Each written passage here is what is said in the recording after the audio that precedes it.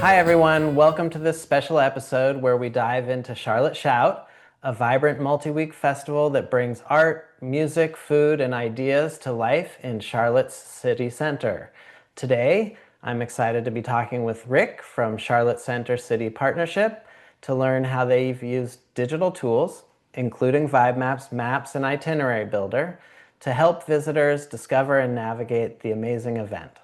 Rick, thanks so much for joining me. To start off, do you mind telling us a little bit about your role and the work that your organization does? Yeah, sure. So I've been here at Center City Partners for a little over 8 years, and I'm currently the Chief Marketing Officer. We're actually responsible for two major districts in Charlotte. We have Uptown, which is what we call our downtown, and South End, which is a really vibrant district just to the south of Uptown. And we're a lot like another other business improvement districts in North Carolina. They're called municipal service districts. But we serve our districts with a combination of long range planning, marketing, programming, economic development, research, communications, and community development. Awesome. Yeah, so jumping in, Charlotte Shout, such a unique event for the city, famous, historic. How would you describe it to someone who's never been there and what makes it special? Yeah, thanks for describing it that way. We, we, we like to use the term beloved because that's really the way it's viewed here. And it's really a celebration of Charlotte's creativity. That's the way we like to talk about it and the way we like to position it. And it runs over 17 days, so 3 weekends, all in Uptown, but in a number of different locations in Uptown. And we employ dozens and dozens of local artists and creatives during that time period in all disciplines and mediums. And almost everything is free. And we just invite the city to come experience Charlotte shall, but really to sort of see Charlotte through the lens of its artists and creatives. And it's a wide ranging experience you can have over those 17 days. And we actually, one of our goals is to have people come more than once so that because you really can't see it all or do it all in one day. Yeah, awesome. Yeah, so thinking about how you've been doing this for so long, how has the ch festival changed over time? It's actually changed a lot. We started this in the early 2000s and we tried different formats. At one point, it was mainly food. And then at one point, it was sort of a month and it sort of rolled up artistic happenings that were already occurring in Uptown. And then the Great Recession actually caused us to pause the event for a little while. Sponsorships were difficult, but when we brought it back, it gave us a chance to really focus it more and focus on Uptown and do a lot of our own programming. But when you're programming in an urban environment, the conditions change every year. What was a parking lot one year is a construction site the next. What was a great building lobby you could activate, the building gets sold, and the owners have different ideas the next year. So we're always having to adapt to new conditions each year with what spaces are available, which makes it a creative challenge and a challenge to communicate as well to participants and attendees. But we've landed on a great mix of locally produced programming, some of it through partners that do a festival within a festival. Some of it is, concerts, art shows, et cetera, that we host and put on. And then we bring in a small amount of national or international artists that really do more large scale installations that are up over the entire period of Charlotte Shout. Then finally, what we've also landed on is like we want to make sure that aspects of the festival stay. So we don't want to produce something for 17 days and then you come on the 18th day and Uptown looks exactly the same as it did 3 weeks ago. We want to make sure there's something that remains, becomes a new permanent part of Uptown that reflects the Charlotte Shout spirit. What was that thing this year? What was that thing this year? So in the past 2 years, we've done a couple unique things. There was 2 years ago, there was an alleyway that was really not a place anyone wanted to ever go. Multiple different property owners we had to work with. We finally got it all permissions, and over the course of Charlotte Shout, 42 different artists painted murals in that alleyway. Um, this year, we added lights and a soundscape to that experience, which now remains. So there's string lights up as you walk through it. We actually commissioned a local sound designer to create a soundscape to match the vibe of the it's called Luminous Lane. Mm. So now we transform what was a dark alley that you did not want to go to into almost a tourist destination. And then we also took it across the street. So there was a pretty big blank wall across the street, and it's now home to two massive murals on the other side of the street. So the experience kind of continues throughout. Wow. Yeah, I love that. I love that. So, over the course of 2 years, you've taken an abandoned alley where nobody wanted to be and transformed it into this really beautiful artistic representation of the city. Yeah, and it's every artist was local, ranging from, internationally renowned muralists to artists painting their first mural ever. And Mm. so they show it off to their friends, right? So they're always bringing people by, and there's organic programming that pops up. It's been added to every tour in Uptown, so the tour companies are taking their people through it. It's a really cool. It's one of the things we recommend often to visitors because it is so unique. Oh, that's awesome. Yeah, are there any other highlights from this year that stand out in your mind? Let's see. That was a really good one. We also have this unique installation called Piano Drome, which is it's an indoor in the round performance space that was built entirely out of upcycled pianos. So I forget how many pianos, like 70 something pianos were upcycled to build this space, which we have now put in two different locations. We've torn it down and built it back up. And this year it was in the lobby of a bank building. And and we host, solo singer-songwriters or piano performances, kind of intimate acoustic performances. And the owner of the building said, "Hey, that's really cool. Let's leave it there for a while." So it's still there, and we're still programming it occasionally. And also, anyone can walk in and play the piano if they want to. So that was a lot of fun. We also, I think you're maybe sensing a theme here. There was an empty bank branch. One, Charlotte's a banking center, so lots of banks here. But there was a bank branch that was empty on the ground floor. And so we actually worked with a local sort of artist organizer, and he brought in, I think, 40 plus artists who each put a studio space in there. So over the course of the 3 weeks, they were working and producing work. There were small theater performances, there was comedy, there was a local video game nonprofit that put in creative video games you could just walk up and play. Um, it was this super vibrant space that was constantly activated, always something going on, and work being produced and sold in that space over that period of time. And we did have to move out of that space, unfortunately, but new partnerships were formed, new ideas were hatched, and we've seen some of those collaborations take root in other spaces around the city since then. That's so cool. I love how much you're using the event to engage with the physical environment of the city. How do you just how do you come up with these ideas? Like where's the spark? Where's the spark of inspiration? Well, I can't take much personal credit.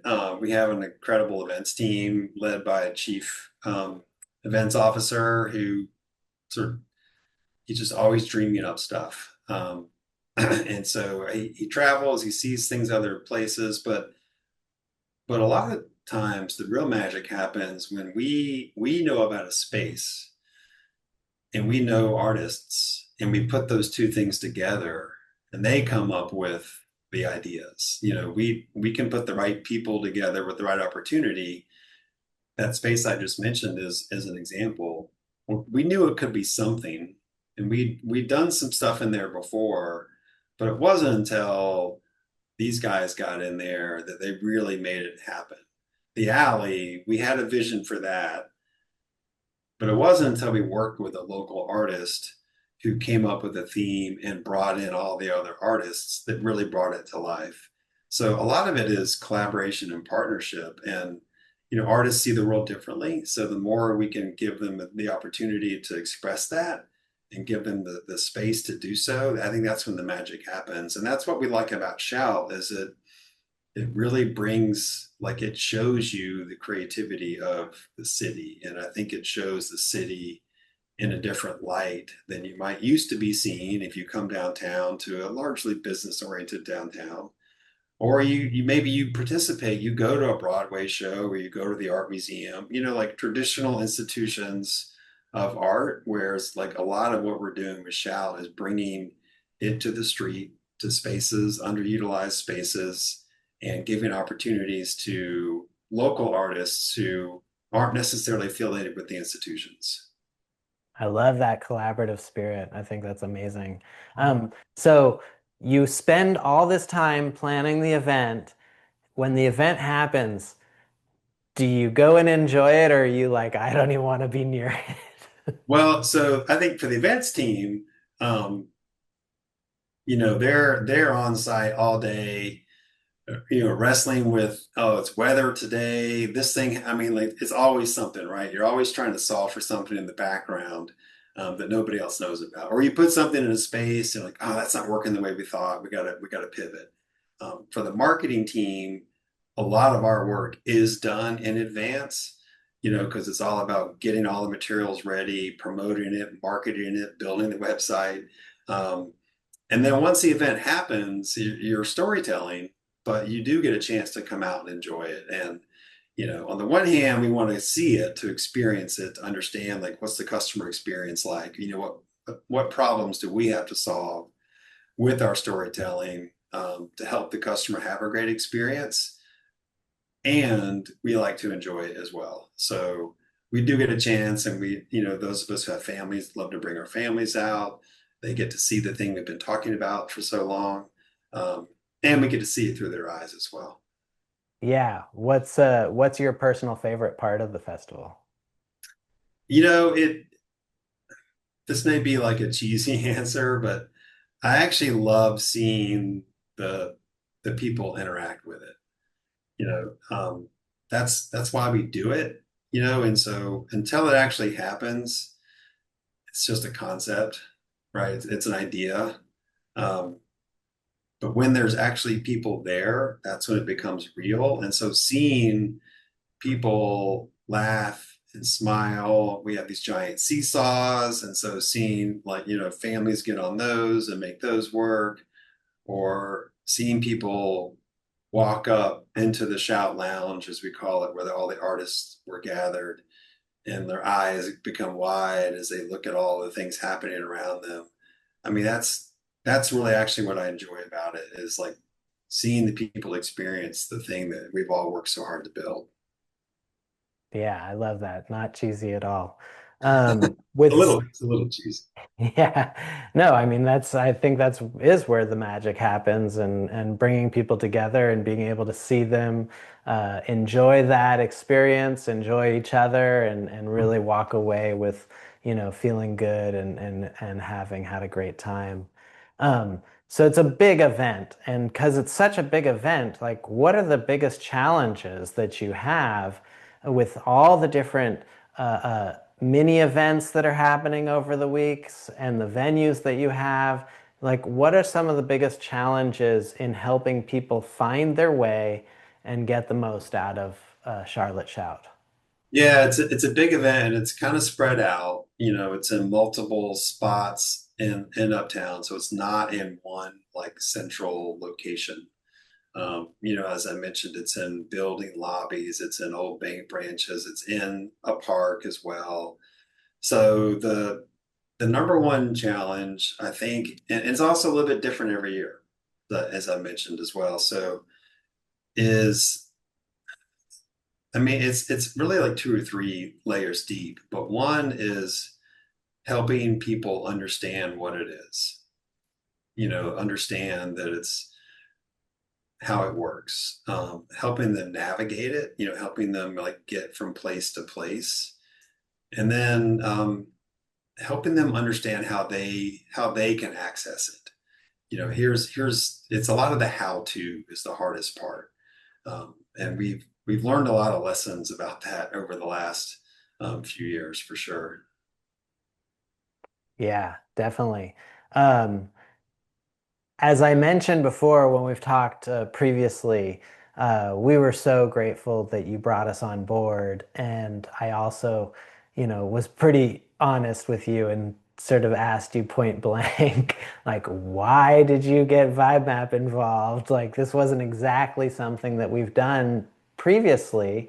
However, you gave us this really great opportunity to get into the festival space, and events are such a critical part of what we do. um, we built some pretty cool stuff together, Yeah. and I'd love to hear how the vibe map tools, like the itinerary builder, the custom maps, how did they help you solve some of those challenges that you just described? Yeah, so I think the number one lesson we learned in marketing this thing is that people, so we used to market it like, oh, there's 200 plus events or things to do over 17 days. And then we kind of finally learned like that's not what people actually want to hear. That sounds like work. And so what we've learned to do is like what the challenge we had was how do we break this down? Like how do we shrink this festival so that it feels easy and achievable for the customer who is, they're hit with a barrage of noise all the time. And so that was our main challenge. How do we make it super easy for someone to experience Charlotte Shout? And I think our early conversations, I think your company DNA is around solving some of those challenges. You guys started as city planners. The tools you built are really about helping people find specific places in a downtown, like the tools you offer. And so I think what we saw, one was like a willingness to problem solve together, as opposed to like, well, here's our festival template. We're going to put you in that. And then we have to figure it out on our side, like how do we make that template work for us, which we were challenged to do previously. So I think the key things you guys offered that were super helpful, one were the maps, the layered maps that were easy to turn filters on and off. So if people said like, hey, I really want to know where the art stuff is, turn on the art filter and it pops up on the map and you can see where it is. Okay, now I want to add food trucks. Turn on that filter, that pops up on the map, and you start to visualize how this thing works. And then the itinerary builder was something that we've been wanting for aspiring to for a couple of years. And so that someone can go in to the website and easily like build and save what they want to do without having to create an account and do all kinds of go through multiple hoops, to do that. I mean, there's a layer of that which I think is helpful, but not so much friction that people give up on it. Um, that tool, I think, and you guys worked with us to figure it out because it was hard, right? To like understand like what do we offer and what do we not offer in that tool. But those are, I think, the key things to make it easy. So because prior to that, we had to do all the work. So we're writing custom content, trying to guess what people are interested in. Like, okay, if you have kids, here's a blog post on how to access it with kids. But in this case, I think it allows the user to customize their own experience. They can decide like this is when I can go. These are things I'm interested in. Let me search for those. Let me favorite the ones that I like. Boom, here's what I'm going to do. Now I can email that to friends or family. And so now we're all on the same page. And we're not having to like anticipate all the different custom needs and produce all that content ourselves. The user basically does it for themselves, which is I think, a great solution for everyone. Yeah, totally. Thank you. Thanks for those kind words. I mean, have you heard any feedback from visitors to the festival goers, about those digital tools? We did, and there's like two ways to think about that feedback, I think. Um, or maybe three. So one, we work with a lot of influencers. Like we really partner with influencers to so they can experience shout and kind of tell their audience. And so they were like our early power users of the tools because they're going on the site and building their own itineraries and then, posting their reel or whatever the thing they are about like, here's what we did for Mm. Charlotte Shout. So we got good feedback there. We did hear, you're not going to often get like emails from people saying, hey, I find your website super easy to use. Thank you. Um, but what we didn't get was what we had gotten in the past, which were complaints. In the past, we would receive emails like, "Hey, I find your website super hard to navigate," or like, I can't figure out how to like just find out what's happening on Saturday," or like, whenever I search for art, I get 15 art installations that are up every single day, and I can't figure out what's only happening on today. So we didn't get those emails this year, which was like that's really what we were looking for is to like reduce the pain points because that's what people usually share with you are their frustrations. And so not having to respond to all of those gave us more time to do the other stuff, which was actually like fun and helpful for everyone. Oh yeah, for sure. My mom always says, no news is good news, for sure. Yeah. I mean, with so many different interests and activities, art, the music, food, fashion, just really quickly, how do you feel like the themed landing pages helped visitors find what fit their vibe? Yeah, I think it was helpful. I think the open question I have sometimes is like you don't want to like put people into too much of a, pigeonhole them. I think people do have like multiple interests, but it's like an entry point, right? So if you go on the Shout website and your first love is music, and there's a lot of live music during Shout, it's very easy to like go to the music page and like see what's happening. But now you're there, and then hopefully you will discover other things you might want to do. In fact, that's what we hope to do at Shout, right? Like if you make it easy for them to come and they're going to go to this, they want to go to this one day that's like, Shout Jazz Fest day, but there's other stuff happening around there. So we hope that while they come for that, they experience other stuff. So I think I mean, that's the name of the game in marketing these days is personalization. So I think is the more that you can allow people to personalize their experience, it gets them there, and that leads to the discovery that we're actually trying to create. So I think the landing pages help do that for sure. I mean, following up on that, would you say that personalization is essential for events like Shout? I mean, it's super important um, for a big, complicated beast like Shout. I mean, I think that's what helps get people there. It helps make people think it's for them. Um, Is it essential? I don't know. But I think it's super important to help people have the best experience, but also, again, to like make them think, oh, this is for me, because I found these 7 things for me pretty easily. Awesome. So what's next for Charlotte Shout? Well, we were kind of building the plane as we flew it this year with the website. So we're excited to have that in place with you guys as partners to build on that for next year. We're already planning the event for next year. We want to recreate some of the stuff that worked. We'll change stuff that didn't work as well. But I was thinking about this the other day actually, is like, all right, now that we have the tools in place, like the big lift this year was building them. How do we leverage them even more?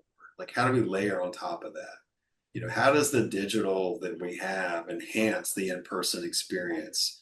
Is there a way we can take the tools that we have and allow people to use them while they're on site to like further enhance their experience? Maybe they're in a location and they can quickly pull up the website, the mobile version of the website, and it's like tells them, hey, here's a hotspot over here. I know you guys have like the hotspot capability that you're heat mapping. So I'm just wondering if there's a way to leverage that where they're like, all right, I'm here and I did my thing. What else is happening?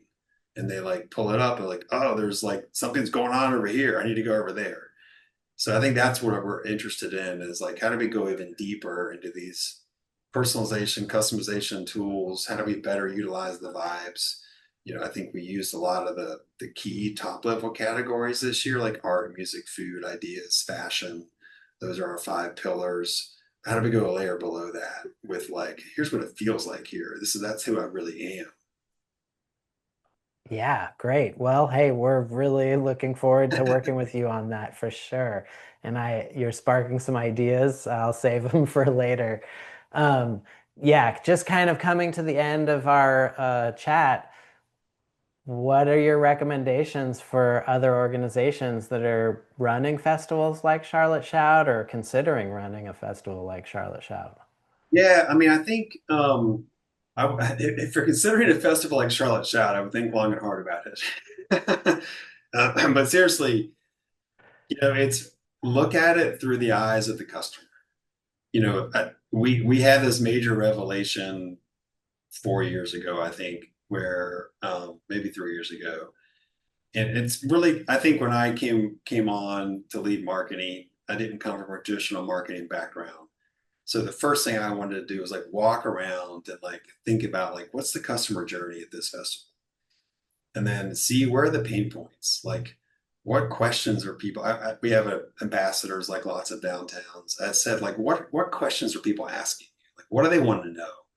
And like listening to that and seeing how people like literally what were they looking at their phone? Were they holding up the map?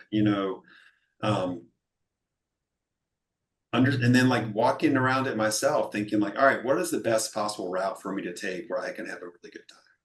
And they're like, okay, that's what we need to tell people. And then I would say like think of it that way, and then design your strategies and tactics to maximize that customer experience and reduce the pain points as much as possible. Because it is a festival, we're in multiple locations. Um, I think it's not enough to just like tell people to come. You have to think about like what make it easier for them to plan in advance, and then what are they going to do once they get there to make sure they get out of it the experience that you want them to have. Awesome. Any last minute advice or tips and tricks? The only other thing I would say, we think about this a lot too, is that the goal of the festival is to have for people to have an experience in the place, right? It ultimately like our value proposition as an organization is to serve the place, to serve Uptown. So we want people to have a great experience in Uptown while they're at Charlotte Shout. It's not just enough to have like a great time at Charlotte Shout. They have to leave thinking, man, Uptown's awesome. So that's like helping them make that leap. We target marketing to people afterwards that we know they were there, and we can find them and serve them like, hey, enjoyed Charlotte Shout, come back and see these three things. We think a lot about that piece, but then also thinking about, and maybe there's tools that can help us, like while they're at Charlotte Shout, how can they also experience more of Uptown, the parts that are here all the time? There's public art that's here all the time. There are restaurants that are here all the time. Make sure they access those experiences as well. So they think, I've got to come back to Uptown and do more and see. Yeah, yeah, that's awesome. And I think you guys, I mean, just going back to the beginning of our conversation, you do that in some really creative and interesting ways with the alley transformation or the piano dome, and then see that for people that are coming to the event and festival, they're seeing that happen and being made. And I'm guessing after the thing's done, they're thinking, hey, I want to go back and see how that ended up. So Yeah, that's, true. Yeah. Especially if yeah. you come early, we have the benefit of being able to walk by it every day. But if you come early and you see it just getting started, definitely you want to come back and see Yeah. how it ended up. Yeah, awesome. Thanks. Is there, so this has been really awesome conversation. Just want to know if there's anything that we didn't touch on or question I missed or something else that you wanted to add. I don't think so, man. I think you covered it. Okay, great. So thanks a lot, Rick. I really appreciate you sharing your time and your perspective and your experience with Charlotte Shout. It's really great to see how you're, using Charlotte Shout to engage people and engage place and really bringing them together. As you know, that's one of Vibemap's core missions. And so it's great to see that you were able to use that technology and help make the festival experience better and easier for people to navigate. We're definitely looking forward to helping you innovate some more this year and keep building on what we've already created so far. And then, yeah, for everyone watching, check out the Charlotte Shout website. Make sure to put it on your calendar, show up, enjoy the event, and also try out some of the Vibemap tools for yourself and in order to get the most out of that festival. Again, thanks for watching and stay tuned for more conversations about how digital tools are shaping events like Charlotte Shout. Thanks.